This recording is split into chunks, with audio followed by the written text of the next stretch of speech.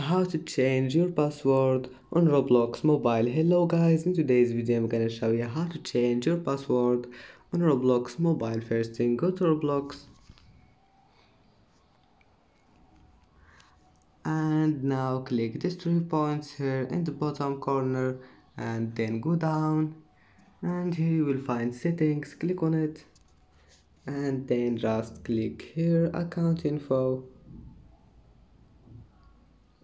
and then here you will find password. Just click this icon here and now just type your current password, and here type your new password, and type here your new password again, and then just click update and it will be changed. And that's it for today's video.